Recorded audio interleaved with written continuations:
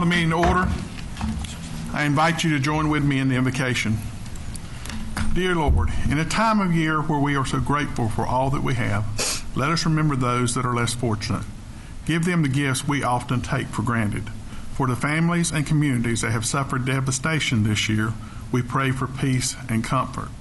Show them the way to rebuild their lives, homes, and business. For those that are sick, we ask for healing. For those that are lost, show them the way. For those that are confused, heal them and let them remember. When we celebrate the joy of this season, let us not forget all the Lord has given to us. In your holy name we pray. Amen. Amen. Item number 3 is approval of November 18th regular session, November 18th closed session, November 19th adjourned session, and November 20th adjourned session minutes. Move approval. Second. Motion by Councilmember Townsend, second by Councilmember Hall. Further discussion? All those in favor say aye. Aye. Those opposed? Motion carries. We have one agenda adjustment. We need to add a closed session for personnel at the end of the agenda. I'll entertain a motion. Second. Motion by Councilmember Hall, second by Councilmember Hughes. Further discussion? All those in favor say aye. Aye. Those opposed? Motion carries. Number 4 is an announced delegation, Dr. Jeff James, Stanley County Schools, to give us an update.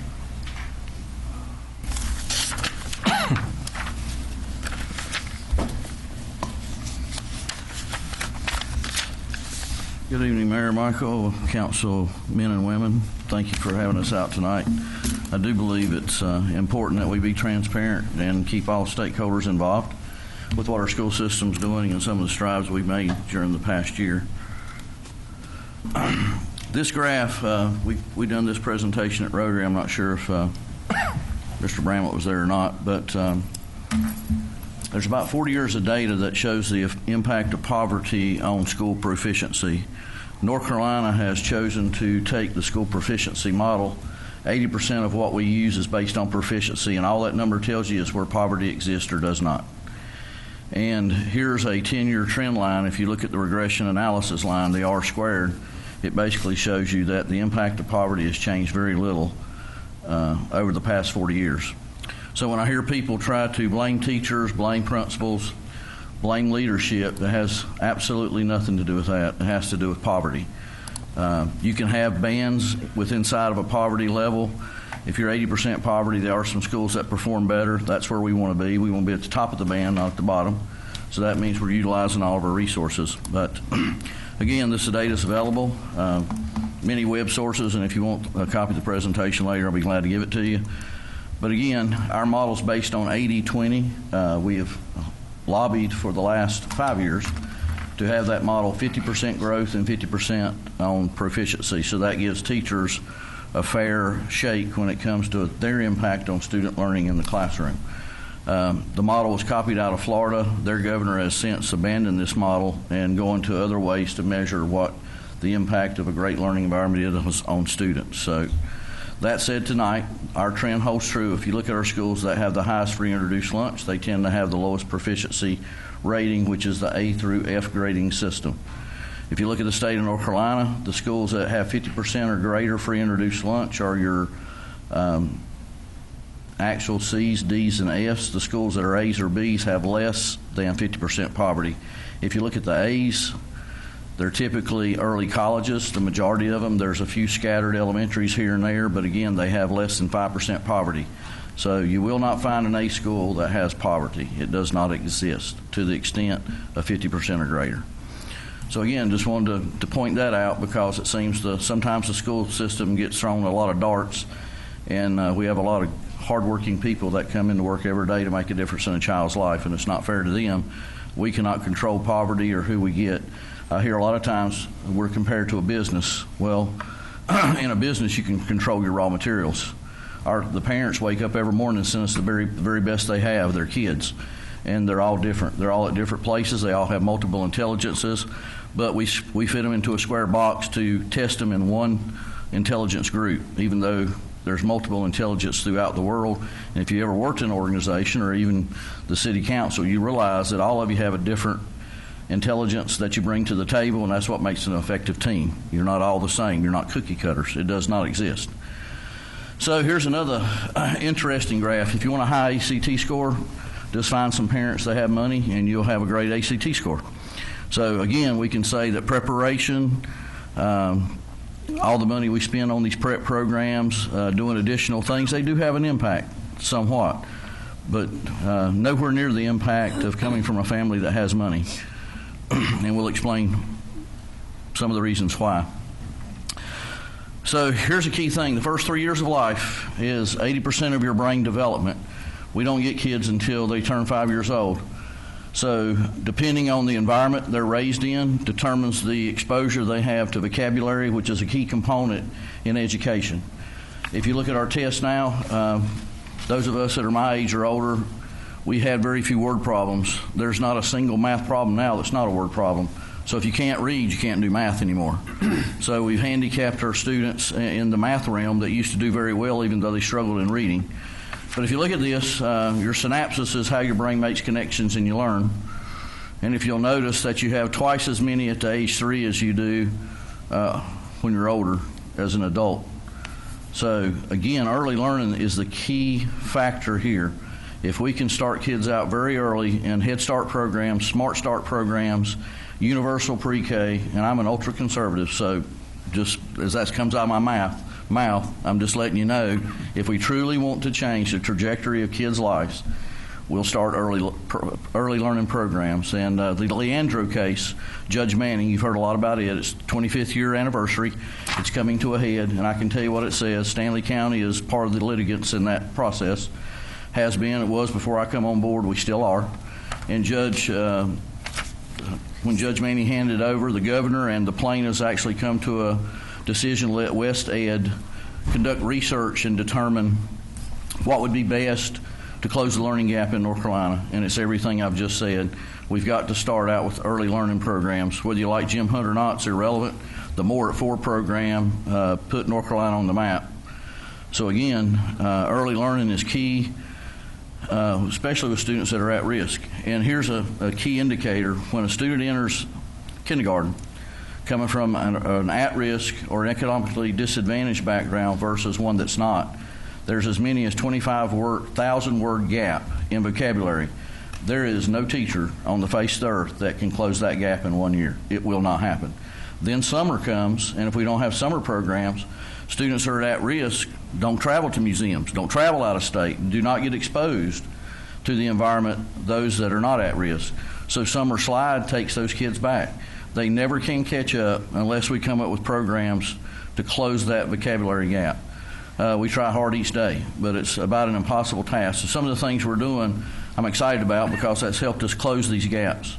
And here's the word gap. Here's the research on it. If you look at it, a welfare child versus a professional family child. Words per hour, look at the difference.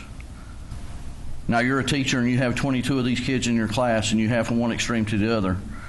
And I just pulled your TA out of your classroom. So tell me how you're going to meet the needs of those kids, 22 of them.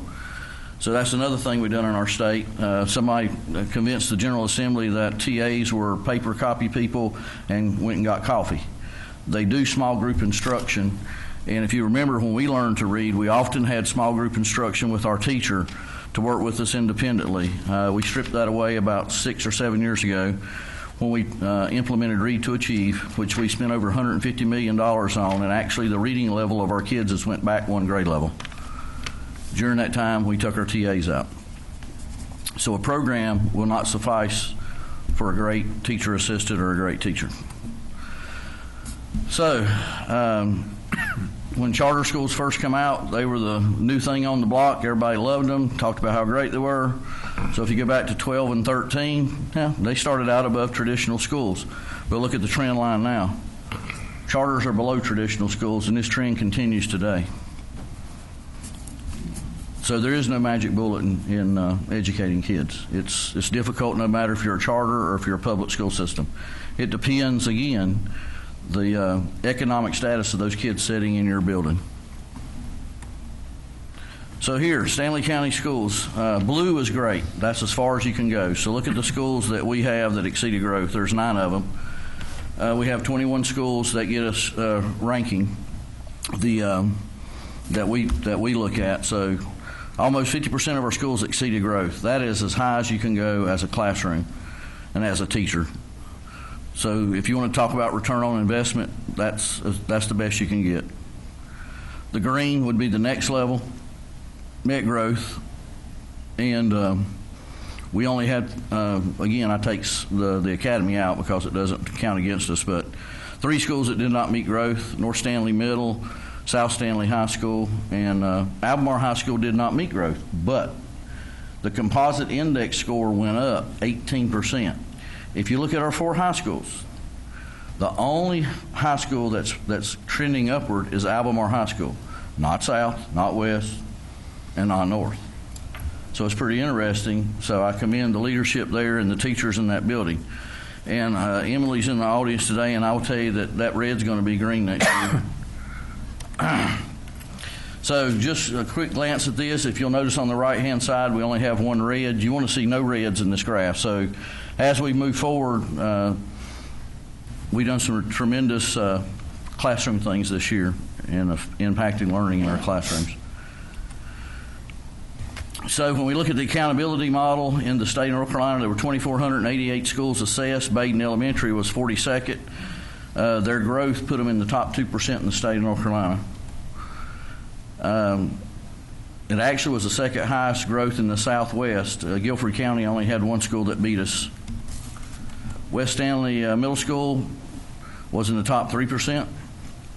Millingport Elementary was in the 151st. It put them in the top 6%. Millingport actually went from a D to a B, and we changed not a single teacher. We did change the leadership in that school. We put a non-experienced principal that was an AP in that school in October, and she turned it from a D to a B with the same people that were in the building that had previously had a D for the previous 5 years. Leadership matters. So remember that. Albemarle Middle, top 10% in the state. Oakburr STEM, I know there's a lot of controversy around it. When you start a school back up and you're trying to find warm bodies, it impacts learning, but it was in the top 10%. We got a lot of great things going on there in the STEM world. Got several recognitions. Our STEM teacher's just been recognized as one of the top in the region. So Union County is the #1 county in the state of North Carolina for academics. So Union County, and he's in my cohort, so he's a colleague of mine, so he was bragging at our last superintendent's meeting that Union County, 91% of the schools were a C or higher. So I said, well, I'm not going to steal your thunder, but 96% of our schools were a C or higher. So we outperformed Union County, which is the #1 in the state. So again, I commend the people in our school. Central Elementary is the only school we had a D, and we'll be talking a little bit about some of the things we're doing. Stanley Early College earned a school performance grade for the 5th time in 6 years. These 3 schools earned a B for the 2nd year in a row. We actually had 3 schools that missed a B by 1 point, proficiency-wise. But again, I don't like that model. It doesn't credit our teachers. So 81% of our schools met or exceeded growth. So we really have 9 schools we need to focus on and pull up. Once we do that, you will not find the school system any better in the state of North Carolina. Indy and Oakburr STEM exceeded growth the first time. West Middle has exceeded growth 6 years in a row. We've had the highest graduation rate in history. It's 91.5%. So that's come up substantially. In North Carolina, there were 12 D schools that failed. 5 of those D schools were ours. So I got a personal thank you from Mark Johnson. The Stanley Early College, 100% graduation rate.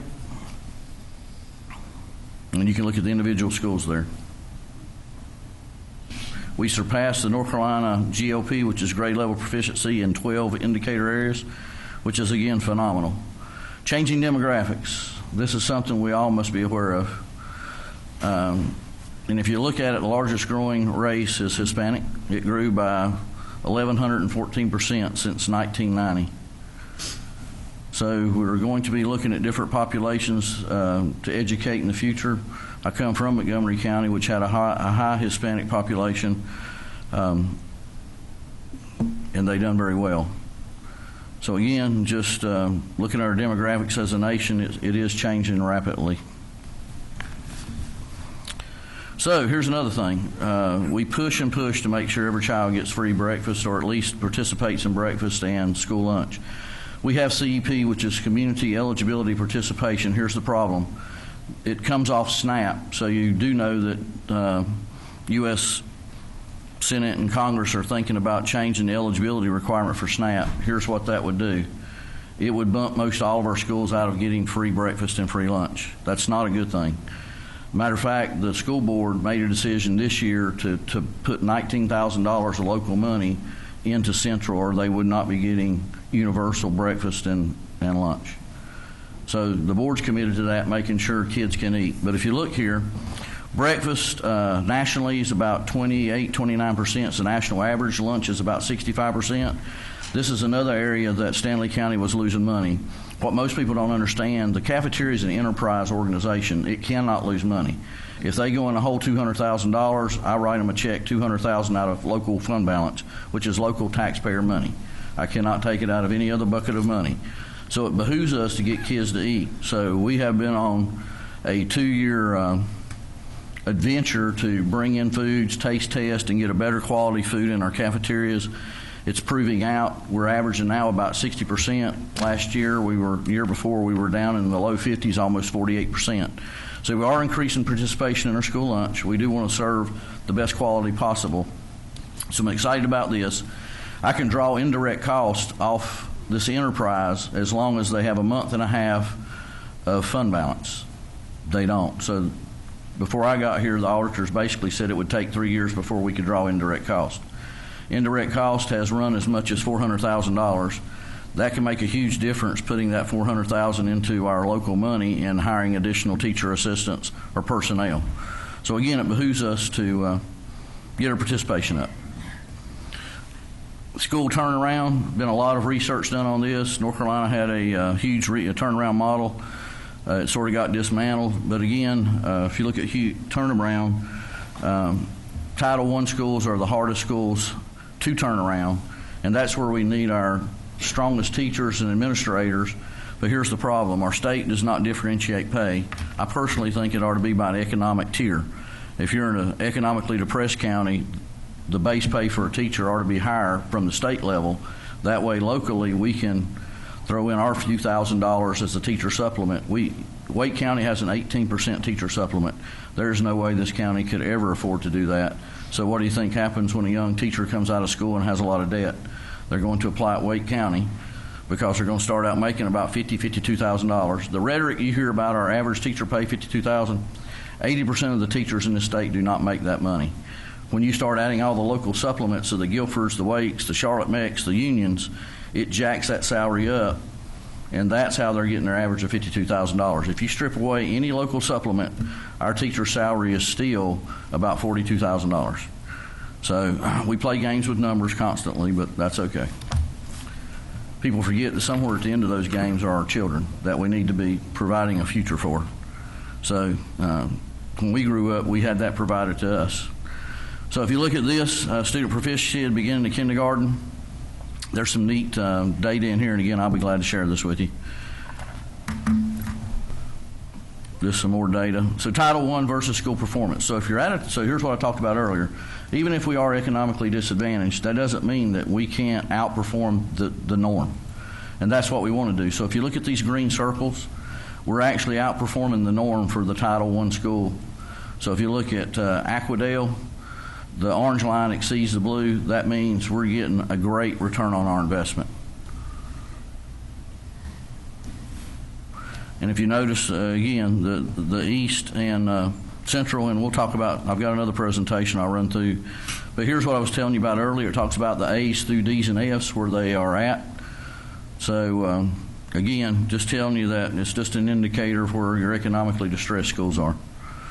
Stanley versus North Carolina, you notice we have no red. North Carolina does. It has a lot of orange. We don't. So we want to continue to see that graph improve. We'd love to see it all blue. So any questions on that presentation? Yeah, I do. Go ahead. How many teacher assistants do you have this year? All right. So if we were fully funded, as we should have been in days of old, we should have 70 teacher assistants. Last year, we were below 40. So part of what we do is a survey, not an I got you for principals, but to talk to teachers and see where their stress factors are and what they need. So we share, as we do principal evaluations, we talk to them to see where we need to put our resources at. So I will tell you that Melissa, if she's in the room, she actually ended up getting 4 additional teacher assistants because we've been able to cut costs in other places. Our transportation efficiency is up almost 15 to 20%. That's hundreds of thousands of dollars. Anywhere I can find money, I can turn around and put it back into the classroom. If I can get your children, everyone's children, eating in the cafeteria, I can start pulling more dollars in to add additional support services. But the next presentation, I think, will open some eyes on what we're currently providing for city schools. So let me pull that up. Any other questions, Martha? While you're doing that, approximately, if you can guess, to have a teacher assistant in every grade, K through 3. K3, you need to. We're pretty close. Yes, we weren't when I got here, no. And these guys will tell you that we're doing everything we can to get that number as close as possible. So that would be every classroom, K through 3? Yes. Now, but here's the problem with all the testing we do. We have to pull those guys out. We do a ton of testing, K3. So we actually we have some TAs in 4 or 5, but we pull them down to help with K3 testing. Don't know where we're going to end up with that model since everything's sort of in a quagmire right now with the state. You mentioned Melissa. How many K through 3 classes do they have? Oh, Lord. Melissa's up to like, Susan's here. She's got to have 5 kindergarten, 5 first, and 4 second, and then 4 third. Yeah. Yeah, you're close to. That's at East. What about East? That was Central. 3 kindergartens, 3 first grades, and 4 second. And how many teacher assistants do you have? 9. So here's the other thing that the state does not fund. So let me let you this. So the state tells you AMP teachers, art, music, PE. You know how much money the state gives us for those 3 positions? 0. But they tell us we have to have them. So East is getting a full-time PE teacher. He's very happy about that. He's not had one. So here's what happens. You pull your guidance counselor who is really in the building to help you with behaviors, and you put them in the rotation because you don't have enough people to teach. So you just shot yourself in both feet because your behavior specialist is now teaching. So the K3 allotment size, so there were 2 things that K3 allotment done. For somebody like Wake, they would have to build 17 elementary schools. So the state said, if you'll adhere to it, you don't have to build any schools, but you got to comply with the class size allotment. You have to do a waiver. What we chose to do is take those support teachers. So we're complying with the K3 law. And by doing that, but here's the kicker. They started out a year ago giving us 25% for AMP teachers. This year it's 50, next year it's 75, and the next year it's 100. So we're not fully funded for those AMP teachers until another 2 years when we're at full capacity with the class size requirements. So again, unfunded mandates, that really hurt the class. If we hadn't lost the TAs, these guys would tell you they were the backbone of learning to read. If every child that left 3rd grade was reading on grade level, that would be the pinnacle of education. But they don't. So again, the more at risk they come in, the more resources we have to wrap around and try to catch them up. Then if there's summertime, you don't have any programs going on, you slide back. Follow up to that on your first presentation, Dr. James, okay? You made the comment, and I quote you, if we are fully funded, okay? Give us why we're not fully funded and why I think I heard a couple of weeks ago you made the comment that if we continue where we are right now at the end of a year, it might have been this year, we would have this much money in our fund balance. So, Yes, so give me that as the first question as to follow up from the first presentation. Right, so the state, if you look at the state constitution, it's the state's responsibility to fund education. That includes all curriculum, all personnel. It's a local county's responsibility to fund the buildings and the maintenance. Right. The state's not doing that. They're violating the Constitution. One of the tenets of the Leandro case that's going to come out here, I hear before Christmas, we're supposed to have a debrief. One of the tenets is going to be is the state is not funding education. But here's the problem. The courts can tell the state all day long you're not funding education, and all The executive branch, they can turn around and say you have no enforcement authority. So I will tell you that 2 individuals were going to cut out NC Pre-K to Judge Manning said, I'll see you in prison. So all of a sudden the next day they said, oh no, we were misrepresented. Yeah, they were cutting out NC Pre-K. If they would have done that, this state would have went backwards in light years in a matter of 3 or 4 years. So don't think that everyone that's an adult wants to have a great public school system. If you look at the cuts we've had, we're still below 2008 funding. If you look at the 2008 time, if you actually you compare we used to get master's pay for teacher in 2008. You're retro now, but a new teacher doesn't get master pay, so you're going to go on and better yourself, but we cut out 10% of your pay. So in North Carolina, we have the largest number of National Board Certified teachers. So everybody thinks, wow, that's great. Well, I can tell you why we do. Because our pay is so bad, when you get to year 3 as a teacher, you're going to work on your national boards because it's a 12% bump up. Okay, but stop right there. If we were fully funded, in one sentence, you're saying the reason we're not fully funded in this county is because the state... Oh, absolutely. Okay. There's not enough tax dollars in this county to fund what the state does. Okay, so that's the answer to the first Yes. one. And the second one then is, then why do I hear that we're going to have all this money left over in fund balance at the end of this Because fiscal you year? hire somebody that's got an MBA and run a major corporation and knows how to do finances. So I took So money. can we not use some of that money? We are. Now listen, these guys, have you not got more help this year? Okay. We just shifted the money from waste to people. That's the first follow-up question, Your Honor. One second follow-up question, just so that we all are hearing the same thing, okay? I'm a Columbo when I ask this question, but everybody watching this for the rest of the week may not know the answer to this. Universal breakfast and lunch. In my understanding, that means that because we have such a high percentage of folks on free lunch in certain schools, and in Albemarle, it's all 4 of our schools that are our 2 Albemarle, all 4 of our schools, Yes. that everybody that goes to those schools can have that breakfast and lunch free, whether they qualify or not. That's correct. If the that's school what- qualifies, everybody gets it. Yes. Very good. And if a person who can afford it then wants to pay for it, do you all accept that money, or do you have anybody that even does that? Or I don't mind asking that. No, because it violates the tenets of the law. Okay, so they cannot pay for it. No. So we are doing universal breakfast and lunch and a second breakfast at Albemarle, as I understand it. for Second all of- chance. Or Yes. second chance. They call it second Yeah, chance. Gotcha. We were Albemarle would not pay for it. okay. No. Oh, It's just East, Central, and Albemarle Middle, I believe. very good. Actually, Melissa's would have fell out had the school not have. We're chipping in about $19,000 out of local budget to make sure school still is CEP. To give it to Universal. Right, because to spring that on a parent a month out to say, oh, by the way, so I did do an article on it. The rest of the story, I'm sure nobody read it, but I'm sure they did. But it's in the paper, so if anybody would have read it, they were foretold that it's going to be hard for us to do CEP. But now that we've looked at the places were inefficient, busing was inefficient. And I'm telling you, cafeteria is inefficient. And if I can get it up, we're talking $300,000 a year. We're very close, but I have to have a month and a half of fund balance in cafeteria. We're getting close to that. And you recall when I come here, we were $800,000 in a hole and had no fund balance. So that means that the taxpayers of this county, if we had not have found the money, legally we're on the hook to step up and fund that $800,000. You could default on the last paycheck for teachers. I don't think you want to do that, but there's just a lot of finance, and this is what gets people, and some of you have been ex-educators. You can hire a CPA to do school finance, and they're just as lost as the next person. School finance is a totally different animal. We have over 10,000 resource codes. You have state money, federal money. You have criteria on certain budgets. You can't move money out. You can't move money in.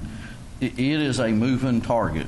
But I've done it 17 years, so I sort of know how to get some of the inefficiencies out of it. Pretty excited. I think we're going to be north of $2 million next year in fund balance. And again, what we'll do is sit down and look where our gaps are and put the money there. But this next presentation, I think, is eye-opening. It answers a lot of money questions. So, Restore Grant. We've got quite a few grants, somewhere over $11 million currently in the last 18 months. The Restore Grant, is a wraparound service grant. It looks at social emotional supports. One thing that we're sort of behind on here in the county, and trauma-informed counseling. I will tell you guys, I've never seen a time where kids walk in at kindergarten that have such severe mental health issues. You would never get me to believe it in a million years. It exists, and it's getting worse. And I may have misspoke some, but there are some people that are on drugs that babies, a very few percentage come out on the drugs, but the ramifications of the cognitive ability of the brain is greatly impacted when the parent does not have prenatal care and is taking drugs. So we're seeing more and more severe kids show up in kindergarten. We don't have the resources to work with kids that aren't severe. And I'll tell you this, the federal government said they were going to, Martha Sue, they were going to fund special ed kids at 43%. It's never happened. That's in Congress. It's in writing. They're funding it at 16%. You go ahead and give us the rest of that, and there's some great things we could do for kids that have special needs. But, again, nobody wants to fund it. That's the federal government for you. Yes, absolutely. Okay. Promise you the world, deliver nothing. But so I hope Trump's not watching. But anyway, that was a joke. So restore whole school, whole child system approach. I'm pretty excited about this because there are several programs we're going to launch that I think will help with social emotional learning. Trauma-focused school-based programs. Too Good for Drugs is one of the programs we're going to start, and violence program. Another one, Strengthening Families program. Dash has done this for quite a few years with Frida and the guy that runs her organization. They've actually run Strengthening Families program in Charlotte Meck for about 25 years. Second step is a counselor program. Again, if we can get our counselors back in their office instead of the rotation, they can actually be working kids with significant behaviors. Excited about this because it lets us put on about 4 individuals that's paid through the grant. This is a 5-year grant. So let's look at each school and let me show you what we're putting in additionally in city schools. So you do not get an assistant principal. You get X number of hours for every 98 kids. None of our elementary schools qualify for a full-time assistant principal. They get a quarter, they get a half. Most of them don't even get a half. So here's some additional money we've put in from the Restore grant for the next 5 years. We've added an assistant principal at East Albemarle Elementary. There was not one there till I got here. We added one. Restart Behavior Specialist. We're splitting part of that salary with Central. This comes out of the Restore grant, and behavior support. Trauma counselor. We have one trauma counselor. We're adding a second one. And here's the money we're splitting out of that. The Restore grant is the 5 inner city schools. And it shows local and federal versus Restore grant. So we also are pulling some money from some other budget codes. Additional teacher assistants out of the Restore grant. Schools That Lead is a national best practice program. It started in Washington, D.C. They have a proven program that helps at-risk schools. Central, Melissa's been part of that program for 1 or 2 years now. I know Emily joined the program, and Albemarle Middle School is part of it. So they meet on a monthly basis and discuss strategies, implementation. Those individuals come out and work with us at our school level. So it's a national best practice program. Pretty excited about that. So we added a full-time PE teacher, which definitely be a help. The MTSS grant, there's some additional supports there. MTSS, acronyms all through education. Multi-tier systems of support, intervention. So if you have a child that's behind, you put interventions in. So at East Albemarle Elementary School, up and beyond what we would normally put at a school, we're at $580,000 additional supports at that school. 21st Century Grant, after school grant, serve about 55 kids from 4+ schools. We do bus some in from different locations. But probably one of the best things we can do, and it was on the chopping block several times in the U.S. Department of Ed budget, and enough people had an outcry. I can tell you, being in Montgomery, the juvenile crime rate was fairly high. About the 4th year that we deployed this grant, juvenile crime rate numbers dropped almost 40 or 50%. It makes a difference when you have young people with a caring adult that's teaching them a skill set than it does just to send them home with the latchkey home or not, no one there. Title I, we put an additional $200,000 in. So here's what we've done with Title I. Teacher turnover. Anytime you're in a school that has a lot of economically disadvantaged students, it's a lot of work. And so we had teacher turnover. So what the board, I've talked to the board several times. Susan does her Title I federal programs. So what we have done, we're paying each teacher in 3 through 5 core instruction at East and Central $2,000 additional dollars out of federal money, so we can keep teachers in that school because of the turnover. So that comes up to $50,000 if you add it up between those two schools.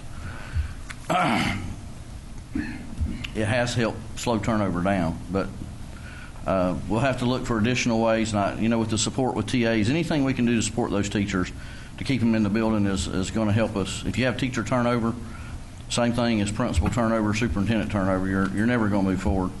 Here's just a breakdown of where that money goes. Central, assistant principal, part of it state funded, but we pick up the rest local. Restart behavior specialist out of Restore, behavioral support. In that building, we've added 2 additional people. I think Melissa told me one day this year when I dropped by, she didn't know what to do when her office wasn't full of kids to deal with behavior. So it's made a huge impact in her school. Trauma counselor, again, split between East and Central. Schools that lead and additional teacher assistants out of local budget.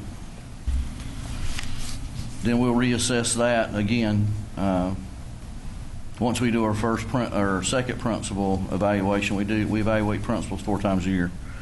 Central Elementary, additional $680,000 up and beyond what a typical school would get. So again, additional funds we're putting in our most at-risk schools. Albemarle Middle School, SREB, this pops up here, another national practice. Southern Regional Education Board, they've been around for many, many years. They pull down tons of Bill and Gloria Gate grants. They're in Atlanta, based out of Atlanta. We've done a lot of work with them, and they're continuing to work with us. We're one of their high flyers, so they come in and help work with staff. And what we're trying to do is make sure what teachers do works smarter, not harder. Everything they do, we want it to pay off. Nothing's more frustrating than a teacher to teach your heart out and you don't see the performance grow of kids. So aligning to what our standards are, making sure we're teaching the right things. Schools that lead also at Albemarle Middle. We added an instructional coach there, the only middle school that has an instructional coach. Behavior specialists, we've added those. Actually, at our inner city schools, we put Parker, Mr. Parker's at East, and Chauncey Brewers at Central, and Officer Branch, retired Officer Branch, is at Albemarle. And what we're going to do with these individuals is train them in social and emotional learning. And actually, when Elbert talked to me, he said, well, Mr. James, I'm not skilled in some of this. I said, well, we got plenty of grants and plenty of money to make sure we train you. You'll know a lot about behavior supports. We also have talked to Tim McCauley. He's got a group of young men. We're trying to set up some mentoring outside of school for some groups. We would love to have a female step up and do the same thing for our young ladies. And I will tell you, middle school is tough with bullying, and especially in the females. It's girl drama is what we used to call it. So Albemarle Middle, additional $460,000 that we're putting there. Albemarle High School, schools that lead, SREB firefighting program. We've put that at Albemarle High School to try to attract some additional people there to fill the school back up. We'd love to go to and CTE, Mandy Mills is here tonight. We'd love to have a public safety academy there. That branches out into EMS. It branches out into other areas too, so that would help us grow some students. And about 20% of our kids go on to a 4-year college. So that leaves about 80% that are, and I'm on the Economic Development Council. Employers need workers, skilled workers. So that's what we need to be doing, is training kids to go out. And actually now, for a 2-year technical degree, you can make more than a teacher does. Don't tell teachers that. The early college startup cost was about $75,000. We got 43 kids there. That's held up in the budget. If the budget ever gets approved, we do have funding coming from that. It is going to be a STEM, it's actually Stanley STEM. So Kevin just gave me a bill for it's like $15,000 worth of STEM stuff. So we're working on getting that. So Albemarle High School, about $280,000. The $1 million grant, y'all have heard a little bit about that. Cecil Holden out of the governor's office, run into her when I was in Montgomery. We done wireless on buses. The bus route's over there. So if anybody complains in Stanley County, the bus routes in Montgomery, 180 minutes was one route. That's one way. So we put wireless on the buses, and kids took their devices home. So discipline went to zero. Of course, there was a lot of Netflix being watched between, as long as they weren't getting thrown off the bus. So I run into Cecil Holden. She works from the governor's office, and we've done the 1 million project. And what it's done so far is we provided 74 hotspots for students at Albemarle High School, and that includes the connectivity fee. They don't pay anything. They qualify for the hotspot. They take it home. It's theirs. The service is paid for through Sprint, and we done so well that the 1 million project is meeting with our technology department here in the next few weeks and talking about expanding it to other high schools. So pretty neat. So How many hotspots? 74. 74. Those hotspots sell for about, if you try to buy one, about $200 a piece. And of course, monthly is about, I can tell you, I paid the buses over Montgomery was $39 a month. We had to put special antennas on them. But altogether, we're providing about $2 million additional dollars for inner city schools. So district-wide grants, just a ton of grants that we've, Smithsonian Institute, $25,000. We actually had a team that got invited to Washington, D.C., science team, the Laser Institute with Smithsonian. Safety equipment grant has helped us put some additional safety things in our schools in addition to the quarter-cent sales tax. SRO grants helped us add an additional school resource officer. Private philanthropy, we occasionally have that. SAMHSA is a grant with the health department. They're working with us. Matter of fact, they've hired an individual that's going out working with our kids, talking about drugs, vaping. Vaping has become a huge issue in our schools. Normally when I go around and talk to the kids, I go around every quarter and talk to high school, middle school groups. And first it was the lunch food's horrible. We need something different. Now it was, you need to do something about this vaping. And I'm like, well, is your administrators not doing anything? Kids are, no, they're vaping in class because most of them are smokeless, and the kids just smoke it in class. So I've got a lot of kids that are concerned that they're getting secondhand vaped. So we're working on that. Part of the grant with the health department is the education on vaping. We've seen quite a few deaths already because of it. So the 1 million project, SREB, Boroughs Welcome, PPR is another thing. So we're a rural county. It's hard to find principals just like it is teachers. So also in Montgomery County, I hooked up there, and Stanley County is hooked up with PPRs here. It's out of UNC Greensboro, and it actually trains our principals. They get a full 4-year in 2 years, and it's an MSA on adrenaline, but they don't cut anything out. So it's probably one of the best ways to do it because you're practicing some of the stuff you learn in class as you go. So we have 3 of those currently in the system, and looking to put 3 more in. Hill Wrap is an intervention program. Susan has done a lot of work with this. We have a private philanthropic group here in the county that pays for Hill Wrap, so it's great. Telemedicine grant, we just got that, and it's designed to help bring mental health services into each of our schools. So we'll be working on that. The RUS grant, telecommunication, every one of our schools has telepresence, high definition TVs, so we can plug into anywhere around the world. I will tell you, our dual immersion class at Indy, that class got to do a class with Costa Rica. That was neat. The kids were engaged. The funny part is all the Costa Rican kids had black hair, males and females. Have what? So, black hair. There was no diversity. They all looked the same. Mm-hmm. So it was sort of looking at our class and looking at theirs, and I said, well, I was proud our class had diversity. Ellis grant, we have applied for it. 100% confident we're going to get it. It'll be for middle schools, and we'll do an after-school program for our middle schools. And again, targeting Albemarle Middle School. And we'll have to look at which other middle school we're going to look at. But this will be some additional money to help us bring STEM in. 21st Century Grants, $1.2 million. National Science Foundation, we didn't get that grant, but we'll apply again. We're working with UNC Charlotte. David Pujoli just had a few comments. The National Science Foundation, one of the hardest grants to ever get. Once you ever get one, you get so many points from having one prior, so that helps you in the competition process. Community service, we won that grant we applied for that grant, we didn't get it, but again, we'll reapply again. $2.5 million. School transformation grant, that's the Restore grant, we got it. Strengthening the Institutions program, working on that one. Teacher quality partnership, we handed that grant to Pfeiffer.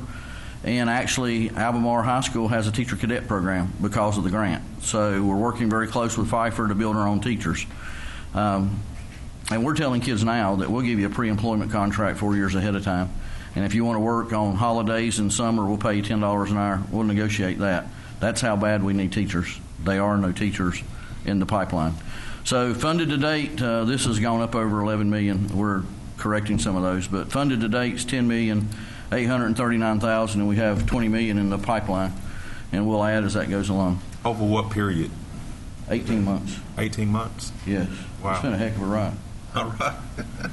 So here's the problem with grants. A lot of people go out and hire a bunch of people.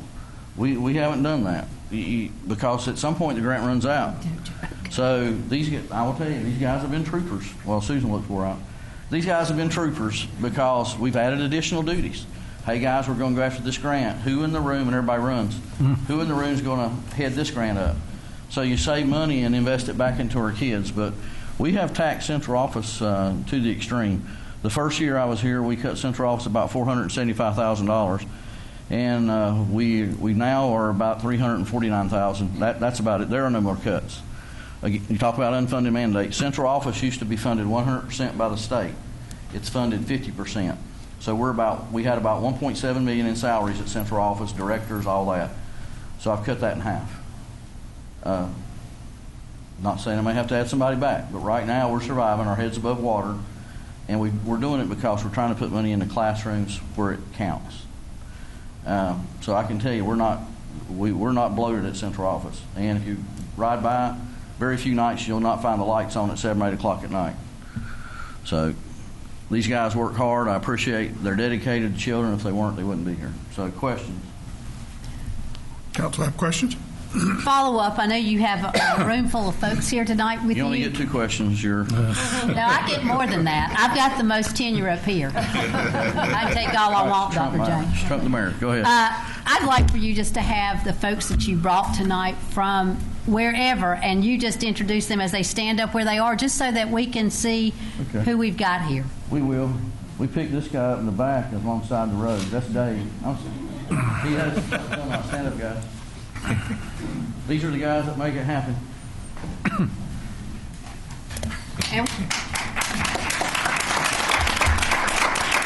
I have to ask your names. Just start an assembly line. Come through and tell us your name, what school you're at, and what you do. I'll start off. I'm Melissa Smith, principal at Central Elementary. I'm Lindsay Merritt, assistant principal at Central Elementary. Emma Shaw, principal at High School. Eric Johnson, principal at East Albemarle. Chris Johnson, I'm the principal at Albemarle Middle School. I'm Wendy Harmon, I'm the assistant principal at Albemarle Middle. Mandy Mills, director of career and technical education.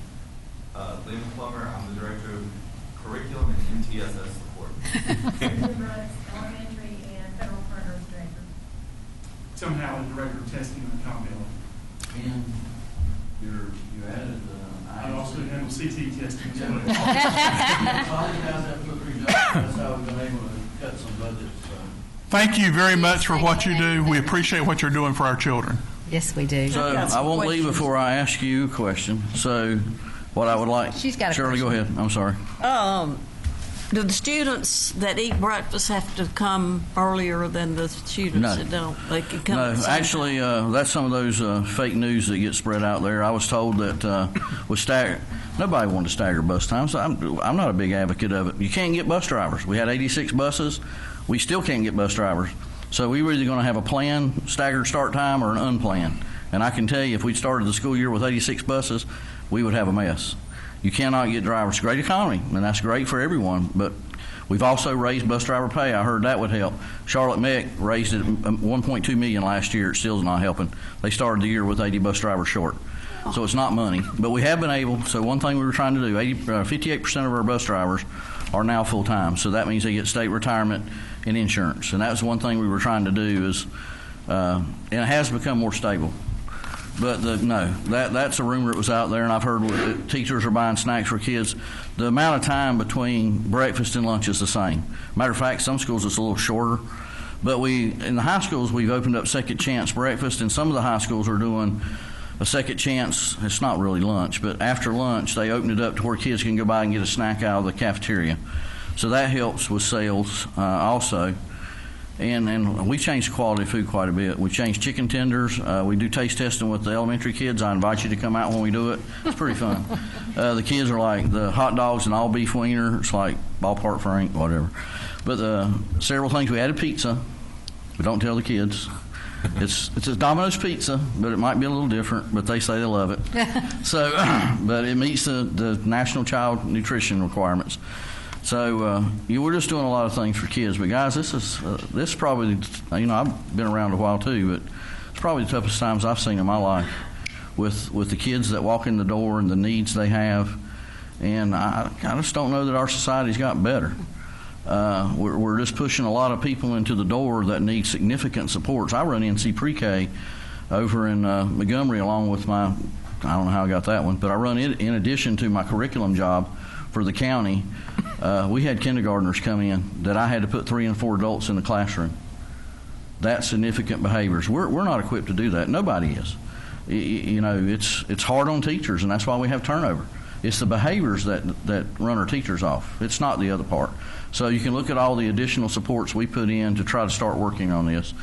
And we'll get there. It's going to take a year's of in-depth training for our staffs, but I'm excited about the partnership with the 3 African-American males we pulled in. I think are great role models for the schools they're at. Tim McCauley, excited about working with his organization and get some stuff going out in the community. And I'm welcoming any female that has programs going. And the churches, asked me, what could they do? We need you guys to come in and read. Dr. Johnson is a hoot. I know y'all know him a lot longer than I have, but I walked into East Elementary and he said, there's too many Dr. J's in this building. And I said, well, one of us is going to leave pretty soon. And he was reading with the kids, and I don't think you could have put a bigger smile on his face. Loves it. That's what we need. These small group, took our TAs out, so you can take a small group of kids and go out and read. We can work with you to do that. So we've got to have the community help us. It can't be us and them. It's got to be a joint effort. But what I would like the city council to consider, and I know y'all have budgets like me, I would love to see if there's any way in y'all's next budget that you could budget any money to help pay additional stipends for teachers in Albemarle Middle and High School. I think that would help with some turnover there, which Emily will tell you she has the lowest. But it also helps those teachers that are in the most challenging schools. I've got some more questions. Okay, sure. I'm sorry. Mental health. How many dollars worth of mental health do you get free? From the state? Yeah, with local mental health. None. They give you guidance counselors. They're not mental health professionals, most of them. Very seldom do you end up with a counselor that has a psychologist or psychiatry degree. And that's what these kids are needing. Our counselors are more just talk about them about general problems, middle school girl drama, who's your boyfriend today, who's it going to be tomorrow. So not significant mental health. So we hired a true trauma-informed counselor. She's a licensed trauma-informed counselor, and we're getting ready to hire a second one. So we're excited about that. Then she'll go between East and Central. And Melissa could tell you even more. We've started a restart program, too, for our most significantly challenged students with behavior. So we have a restart room. So we've added about 3 or 4 different options in for kids that aren't doing well in the local setting. So, and that's in hopes to try to turn around behaviors. But again, these after-school programs make a huge impact on these kids. And I always told my teachers, if you can be a coach, and you were in the school, if you can be a coach and build that relationship, you'll never have behavior issues out of those kids. I never had a coach, or very seldom, ever had a coach that had behavior issues out of a kid because of that outside the school relationship they had. They built that rapport with the student, and they wouldn't disrespect the coach. Oh, no. So trying to connect those dots. So what else do you have, ma'am? I got 2 more. Are your nurses able to make referrals to the psychiatrist without going through all this other rigmarole? And that gets sticky because, believe it or not, we do have parents that fight us. So when we try to do it, the parents not on board. We actually have Alexander Youth Network. I'm not sure if you even know about that. It's at Millingport. Alexander Youth Network is actually a day treatment program. Alexander Home. Youth Network. We service about 10 to 12 kids a year. It takes a ton of paperwork to get into it, but some of our most significant behavior kids, we refer to Alexander Youth Network. But here's the kicker. the way they're set up, if the parent refuses to cooperate, they exit the kid because it's Medicaid funded. We provide, Stanley County, y'all's tax dollars, we provide a TA and a teacher for that classroom, and Alexander Youth Network provides a behavior specialist. That's good that the parents still have that right. And do you have a grant writer? That, will you be looking at him and my team? You'd be looking at him. Yes. So Okay.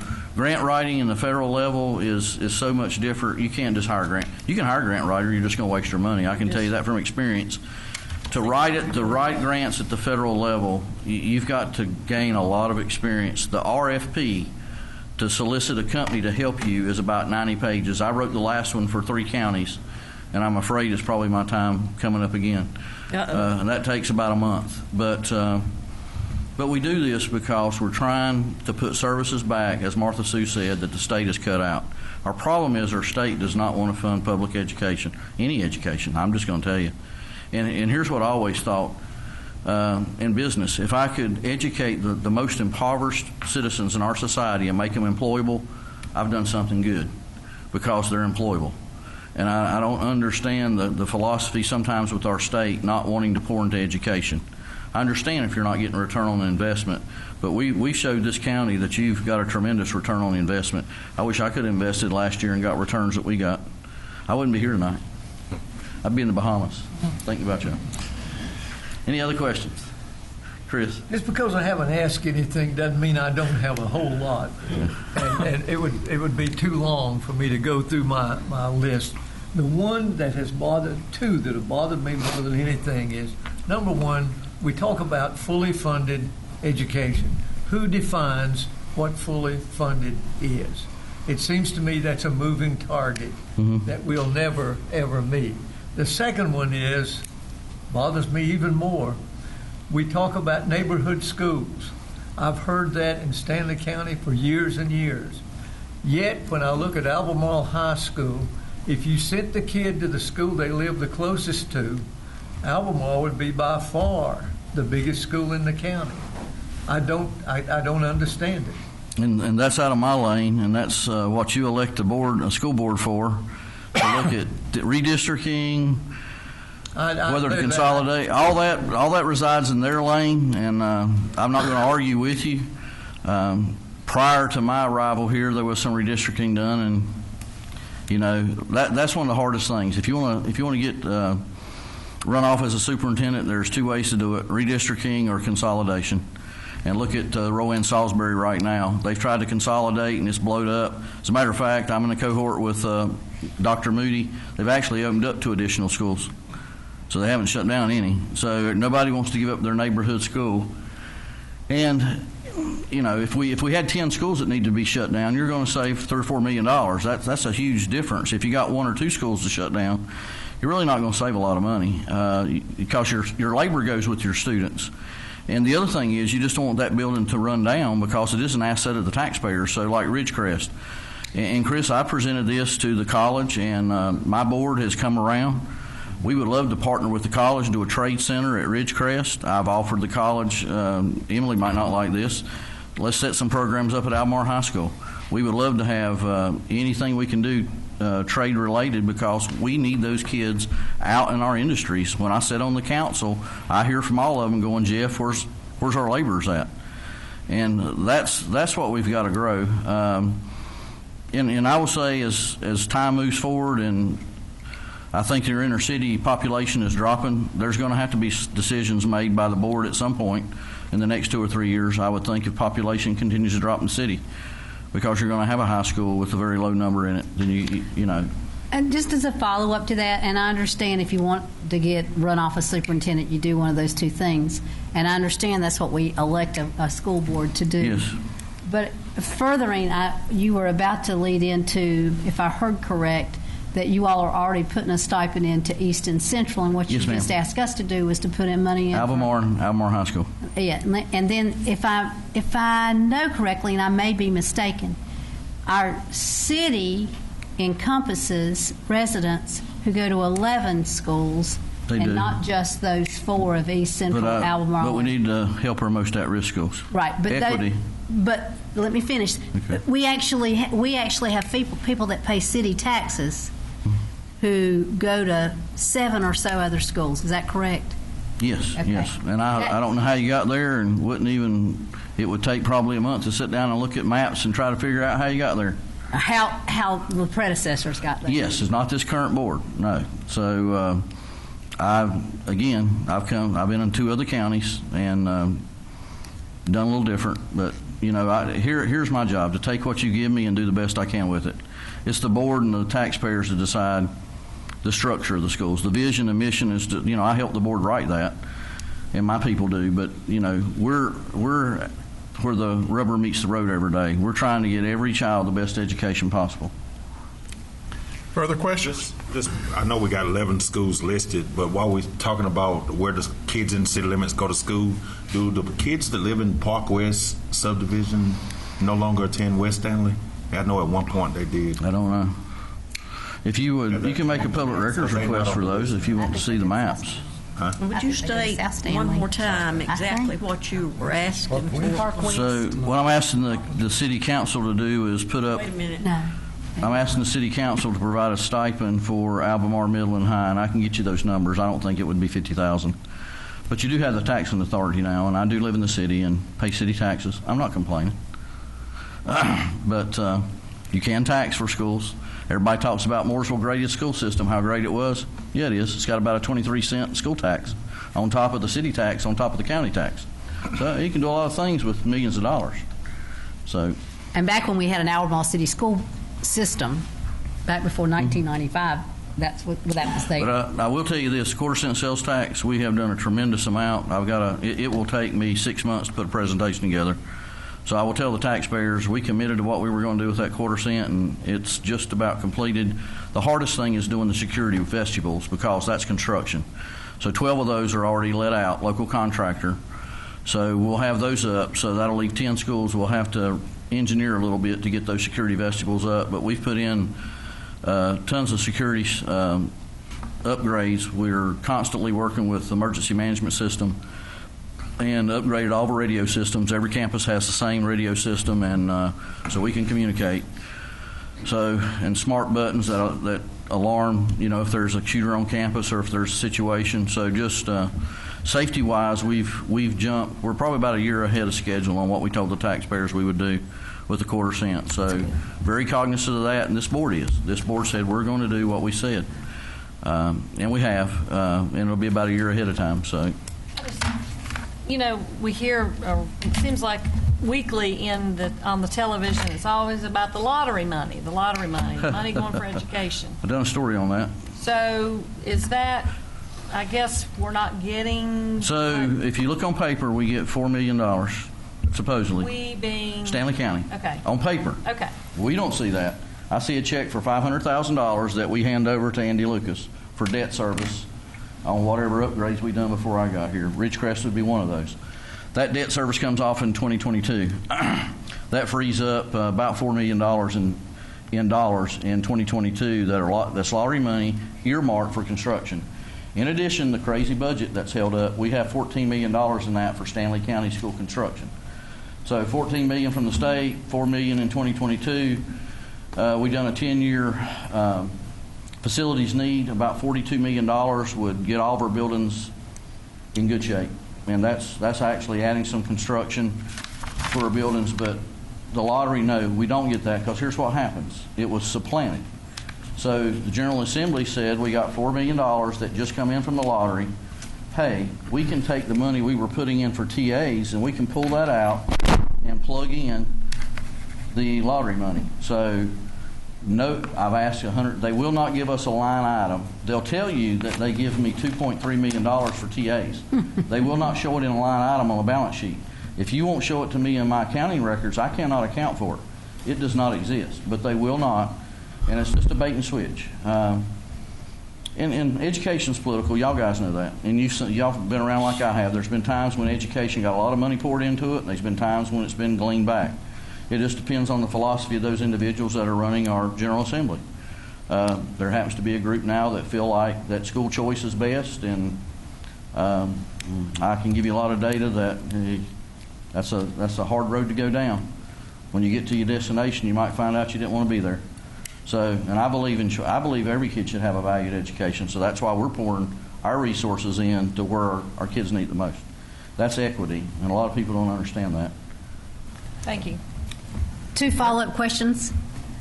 We as a board, individually, we may have heard about this. On the radio, we've heard about this, but we as a board or a council have not heard about, I do not believe, the town hall meeting that is to be scheduled for next Tuesday night, December 10th. That's what the SAMHSA grant, I believe, and Beverly has more about that, but it's to talk to the community about drug abuse, vaping, some other things. Tomorrow night at our board meeting, and the board has to approve this, I'm not, because y'all seen it in the newspaper, there is a survey as part of this grant that the kids need to take. And there's been some controversy in Wake and some other places. Might not be the same survey, but you know, some of these surveys are pretty intimate for younger kids. So we just want our board, they're going to present tomorrow night, we want our board to be aware of the survey and let the board approve the survey as we move forward. And that's part of the grant, and that helps us in the community. The town hall meetings are going to be collecting where I guess the health department feels like the most need is, or where we need to start the training at. But they've already hired a young lady and put her in our school, so we've already got her working. And very good. And so our kids are just going to get a lot of conversation they haven't got around drug abuse, opiate abuse, vaping. You know, we had the DARE program, the GREAT program. There's just not enough money to have an ongoing program. We plug those guys in for about 6 weeks at a time. I'm sure it helps. I'm not going to tell you it hurts, but we need ongoing programs. And so their grant, I think, is for 2 or 3 years, and we were part of helping them write that grant. So SAMHSA, strike that. The town hall meeting for Albemarle is the health department related. The health department and Beverly Pennington through the county schools. Yes. It's going to be at Albemarle High School next Tuesday, the 10th of December at, anybody know what time? No, I didn't ask Beverly before I left tonight. Okay. I just knew that was something I was going to mention tonight to fellow council. And the last thing is just a nosy question I have. I was up at North Stanley and when I met that young lady with the vaping, all the vaping stuff about 2 weeks ago, and I know that you have a new principal at North Stanley. Yes. Where did the last principal go? Well, depends on who you ask, Facebook or so. That's the reason I'm asking the superintendent. We moved that individual. He's actually helping out at the early college and Albemarle High School. Gotcha. So here's what most people do not understand. Not to say anything derogatory towards this principal. I didn't understand this. You know, I come out of industry. It's a right to work state. So in industry, if you weren't doing your job, I just told you about 3 times, and then we parted company. Doesn't work that way in education. Everybody has a contract. You're bound by contract. So a lot of times I think people just think we waste money if we. I will say that he was up against some odds at that school. I didn't feel his skill set. And you don't have to go into personnel. I was just asking where he was, because when I went up there, Danny Poplin there. But Randy's a great guy. We moved him where we thought his skill set would be better. Danny was actually our curriculum lead person. So somebody on Facebook said, well, we're just wasting money there. No, we're not, because I didn't replace Danny. So I haven't spent any more money. I just moved the checkers around on the checkerboard. And it'll probably, by the time we hire for Danny, then that'll open up who internal gets that job. So there is no additional cost. So we'll end up the year. But we do make moves depending on skill sets. So we're like everyone else. We made a move at Albemarle Middle School. So Chris is sitting back here in the room, and probably one of our most premier middle school principals. And actually, he was crazy enough. We were having multiple conversations about how to help Albemarle Middle School, and he said, well, you know, you're going to think I'm crazy, but I sort of would volunteer for that. I'm your most experienced principal, and that's the problem we're into with principals. It's like teachers. You're getting principals that have no experience, and it's difficult to run a school nowadays if you've not got experience. And again, some of y'all have been educators. It's not simple. So, and you put a principal in a high school, that's one of the toughest environments to be in, because you're going to work about 80 hours a week on game duty plus deal with all the other drama. And of course today, just before I got here, there's another school shooting. So it's they actually took him down before he got to shoot anybody. But I think he's still alive. But continuously faced with school shootings and safety, so that's definitely a big concern. And one of the Homeland Security reports actually say that the telltale signs have been there in all the school shootings. It's just that, I think people knew, but they didn't want to acknowledge it. But most of them are internal students that have had issues. So it scares me to death when mental health issues are ending up at our doorstep. The survey that you're doing, did you have a lot of parent involvement in that? Or Well, that's going to happen. That's going to be with the health department in this next week. But we survey parents on about a yearly basis and ask for their input. We actually done a survey for our schools and asked them about the quality of central office support. That didn't go over too well. But it's a baseline, so it's one of those crucial conversations. It is what it is. Now we see where we're not providing customer service. Let's improve. All right, so it's... Chris, you have a question? One quick question. It may start and end with a dollar sign, but arts and music and drama, is there anything being done there? That's something you don't hear talked about a lot, but I think West it's one. Stanley High School is a STEAM school, and Andis cornered me last Friday and has a plan. Actually, SREB, she's wanting to go down the STEM route. We're also supposed to put in a dance teacher next semester. We're supposed to. Doesn't always pan out, but we advertise. We're looking for a dance teacher, so we wanted to put dance in. But I will tell you, Wes Tucker's drama is probably second to none to anyone I've witnessed. And I worked at Lake Norman High School, 1,800 students. He had that.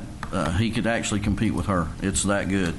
So that's why we made the magnet high schools, is to give kids the opportunity to do things they normally wouldn't get to do in the high school they're at.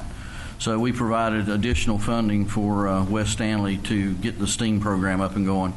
And they are pretty well an arts magnet anyway. So, but it's hard to get those kids to give up their school. They don't like to go from south to west or west, but they will if their heart's in it.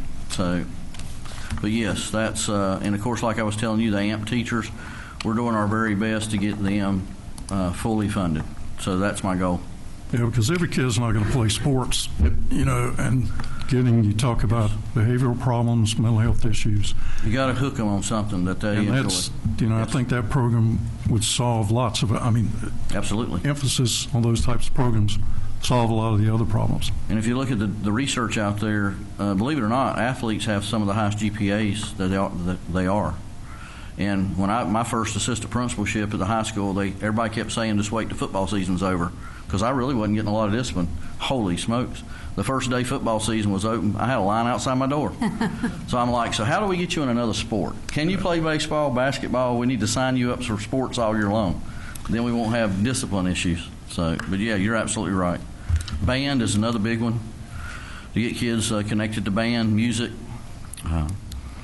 any of those that we can promote. But the housing starts are up. I can tell you they're 300 and some odd, because I get them. So they're actually the highest they've been in about 5 years. So we're looking at different things as a board to try to pull additional students in. We charge tuition for out of district. We've toyed around with that a little bit. I can understand when your schools are full, you don't want to have waive tuition for a Cabarrus County student because they're not paying taxes to fund the school. But we got about 1,500 seats open. We need to fill them. So we got some ideas. In closing, just to clarify, I don't want your phone ringing off the hook. When you mentioned the school shooting, that is not local. No, that's not local. I don't want your phone ringing off the hook Thursday morning after this replays Wednesday night. No, but no, it was on the news when I come in tonight. So just got to be cognizant of that. But no, I do appreciate the support of the city council, and I'll just tell you the police department is second to none to work with. Those guys are always dead on it. Great group to work with. And the guy that teaches our fire class, he's just a joy to be around. If he couldn't engage a kid to go in a firefighting program, nobody could. He is phenomenal. We have about 3 of them, don't we? 3 of them, yes. 3 guys that but teach. They engage the kids. I mean, it's phenomenal. So we got some good things going. It doesn't mean we don't have a lot of issues we need to work on. And there's some hard decisions. Somebody higher than my pay grade's got to decide. They just need to tell me which way to go, and then we'll head down a different route. So, thank you very much, and thank you to the staff. Thank you. Yep. Thank you. Thank you.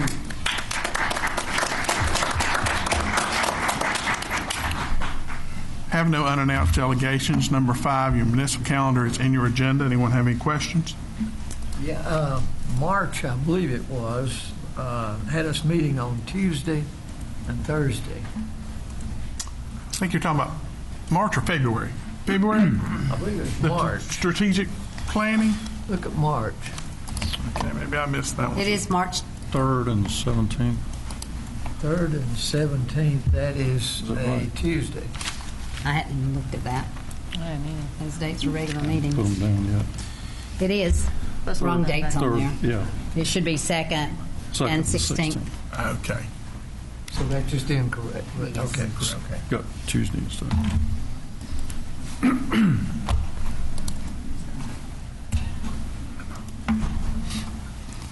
Under new business, number 6, we need to call for a public hearing to modify an incentive agreement. We can do that in the next meeting on the 16th. Move approval, set public hearing for December 16th at 7. Motion by Councilmember Hall. Second. Second by Councilmember Louder.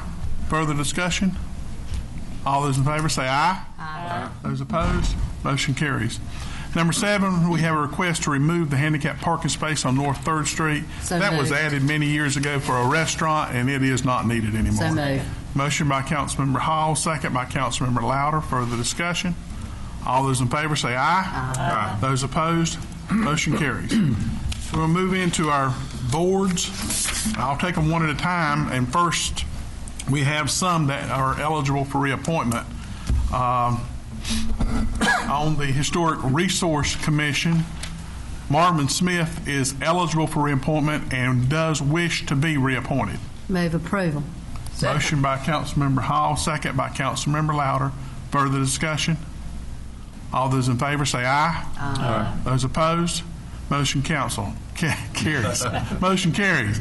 Does council have any suggestions for the other two, or do you need to think about it? I personally would like to hold off and just, we got this on Thursday. Let's look through what we've got in front of us. We need to be thinking about somebody to fill those two positions. Both of them have agreed to stay on until we can replace them, but we do need to replace them quickly and not make them continue to have to come to meetings.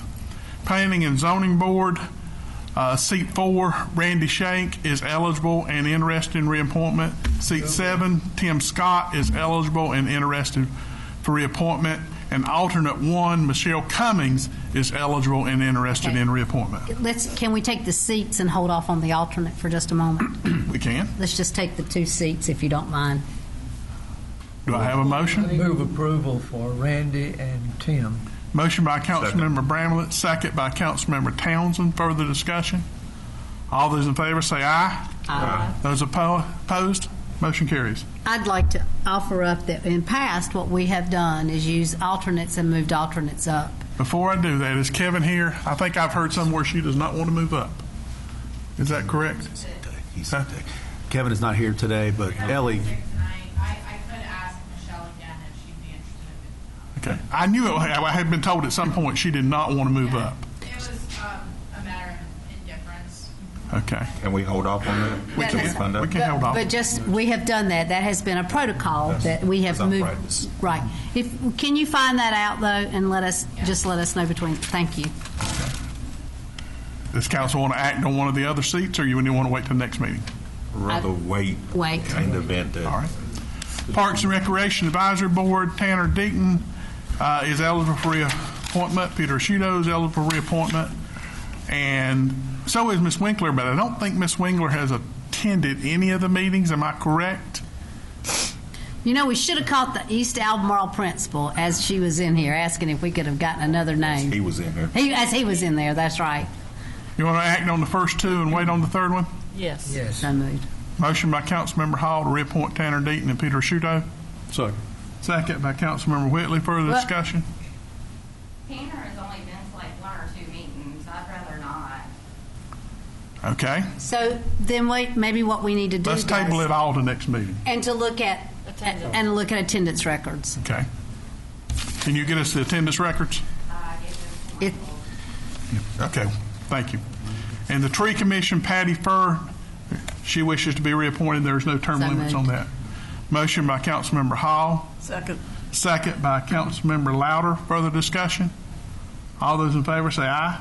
Aye. Those opposed? All right, we had a motion and a second on the Tanner Deaton Peter Shudo. I need you to withdraw those motions. So moved. Ms. Hall is withdrawing her motion. Since Chris Whitley was the second, he's withdrawing. We'll talk about that at the next meeting. I would ask, though, if Michael has the attendance records and we look at those, I would also like, before we get this back to us, that we look at East Albemarle Principal, him, and ask him for a suggestion there. Okay. So. All right, we'll do that for the next meeting, Mr. Ferris. Number 9 is information on the City Employee Service Day. Dana or Lisa, do y'all want to make any comments? I love this idea. I won't say it's either one of y'all's grand ideas, but it's both of y'all's ideas, and it was wonderful. Good evening. We'll keep this really short. Just wanted to provide you with some information on a city employee service day that we have planned for January the 14th, I think, or 17th. Sorry. But anyway, you have the flyer that will go out to city employees. We'll get more information on that as we sign up. Just a little background information. Had a discussion with Nikki about doing an employee service day and kind of in honor of Martin Luther King holiday. So that's why we're doing it on the Friday before Martin Luther King's holiday. So we've contacted, I think, about 12 agencies in the county and the city to see if they could use some city employees to do some service work for them from 9 to 12 that morning. And Dana has talked with her, and she has been willing to put our employee action group. So I'll let her talk about that and their involvement with the service day. So our employee action group actually had its first meeting on the 22nd of November, and Lisa was our first speaker at that meeting, and she gave them the information about Community Service Day. And then within that meeting, they helped brainstorm a list of agencies for Lisa to contact, and then they also volunteered to maybe help her reach to agencies or talk up the event within their individual work groups or serve on the committees themselves. And they're all very excited about it. So it was a good session. It helped us talk about ways we could connect the employees to the community, not only through this event, but in through different ways throughout the year. So we're looking forward. That group, the Employee Action Group, will be meeting once a month through the end of the fiscal year, and it's just a way to get feedback from the employees and serves as a channel to get their thoughts to the management team and then vice versa. So looking forward to working with Lisa. Do you know right offhand, can you tell me some of the agencies where they might be volunteering? I know that's crazy. They haven't committed yet, but these are the ones we reached out to. Stanley Christian Ministries, the Humane Society, the Esther House, Homes of Hope, Butterfly House, Community Care Clinic, Will's Place. Employees actually suggested both public housing and parks and recreation, the Senior Center, Habitat for Humanity, and United Way agencies. So the goals for this is, one, to have our employees give back in the community in which we live and work. And the second one is also to have a team building experience with our employees that aligns with our leadership and value statement. So hopefully, or we know that this will meet both of those goals. So are there any questions? Have you established numbers in each department that would be allowed to go at one time? No, we haven't. The goal is hopefully to have about 50 employees out in the community volunteering, which would be almost 20% of our workforce. I would commend to you, Keep Stanley Beautiful. It would look really impressive to have a bunch of employees out picking up trash. We'll reach out to them. I know you're going to say no, but you couldn't set those poles for Pfeiffer, could you? Oh, no, this group couldn't do that. Further questions? Council volunteer. Council volunteer too? Yes. Okay. Employees, right? Thank you. Number 10, reminder, Fire Station 3 and the E.E. Waddell Community Center will be used as the 2020 polling places. quickly coming around the table before we go into closed session. I'll start with the Christmas parade. Ms. Hall, you want to update on that? Oh, sure. We had a meeting just prior to tonight. Let's see. Joy, Ross, Lisa, Chief Doolin, Michael Ferris, and myself. We are still open for anybody else that would like to bring a float or bring an entry. And Dr. James, I mentioned to Albemarle Middle School earlier today, and I hope that they'll do this since we've got that award-winning football team. I was hoping that they would bring theirs and get Officer Branch to come bring some music. And I know he's got his music, and I talked with Ms. Harwood this afternoon about that, and they were going to work on that. So, Lisa, correct me if I'm wrong, we about 30 entries right now. So if there's other folks out there that that you know of, please get with Ms. Almond, Joy Almond, and tell her about that. I will tell you that one of the best things, and I don't want to blow anybody's, I don't want to blow the thunder out right yet, but be on the lookout for an article that Toby is doing on all of the Grand Marshals, all 12 of them who may be mentioned in the article, that should run Sunday, maybe the 8th. Well, that's okay. Well, whenever it runs, the Grand Marshals for this year's parade, it's going to be phenomenal, and it will be done upright for sure. And thanks for Toby and the SNAP for doing what they're going to do. And I'll get with the radio station to further update you all on what we're doing there too at the Grand Marshals. So, if you're interested in joining the parade, 704-984-9415. You can get the information. They will add you to the entry list. December 14th, 10:30. December 14th, 10:30. And we're throwing out candy this year. Mr. Ferris? Nothing to add, Your Honor. Mr. Townsend? Just two quick things. I know they just recently paved East Main Street, but I was noticing it seemed like every time we have a large, heavy rain, a good portion in about 3 different locations of East Main Street have large puddles of water that protrude, out into the roadway. I have that on my list as one of the topics when I meet with the DOT engineer. Okay. Yeah, that's something. It has gotten worse. Yeah, I saw that last weekend. Okay, we definitely need to address that. When we had a pre-construction meeting with them, when they told us they were going to do that, we suggested that would be an excellent time to work on drainage because that was a known problem. So I'm not sure what, if anything, did happen, but it has gotten worse since the resurfacing. And of course, we get a lot of calls because people don't know the difference between city and state roads. Right. And we have shared that information with them as well. And there's also some constant standing water down there at 5 Points as well that hadn't been there before. Okay. All right, good. And last but not least, probably mentioned this probably about 2 years ago. Once they kind of start talking about the FIFA project, but something for us to think about. We may want to consider just for being a pedestrian-friendly city when the college open and other downtown things come to life. We talked about a bike share program. It might be something that the city want to explore. I know we're not a university or nothing of that nature. But maybe a dozen or so bikes positioned throughout the downtown area might be a huge benefit, just to help people get from point A to point B. We're talking about apartment complexes here, the school here, restaurants here, just something to think about, Okay, thank you. Ms. Hughes? No comment. Ms. Hall? No comment. Mr. Whitley?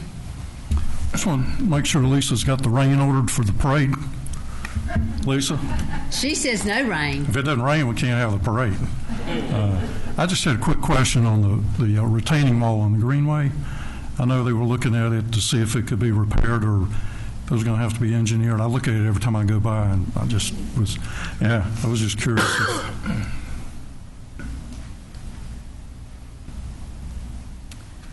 I wish I had better news.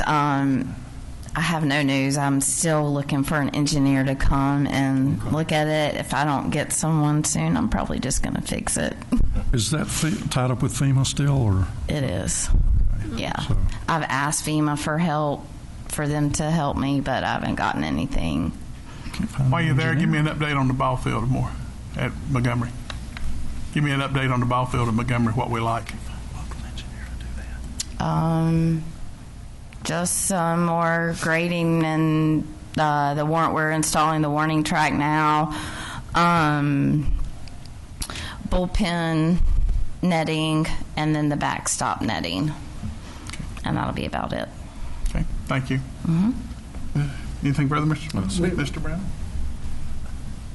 When we started the streetscape program, we had I believe one element of that was a big falcon at the 5 points in the middle of the street. We also, at one time, approved asking DOT to superimpose the name on 52 North Pfeiffer Parkway. I'd like to see us go back and maybe by the time Pfeiffer opens to have those two things in place. I'll try to add those to my discussion with the engineer. Okay, good. Thank you. Ms. Louder? I've heard little hints about the parade at several different levels. It's all right if it rains on the parade, but if we're not going to have a good parade, we ought to call it off. Because we'll get more problems with having a line of people in cars than not having them. I would encourage all the council to reach out to some of the people they know that normally attend. The problem with a parade is normally a lot of them sign up at the last week. That's what we heard We will not know probably till the last week what the attendance is going to be, entries is going to be. Then it'll be too late, won't it? Well, that's what we heard a while ago, is that It's always late before the people sign up. deadline Anything is further? this week, actually. Anything further, Ms. Lynn? Anyone in the audience have anything come before council? Hearing none, I'll entertain a motion that we go into closed session pursuant to North Carolina General Statute 143, 318, 11A6 for personnel. So moved. Motion by Councilmember Hall. Second. Second by Councilmember Townsend. Further discussion? All those in favor say aye. Aye. Those opposed? Motion carries.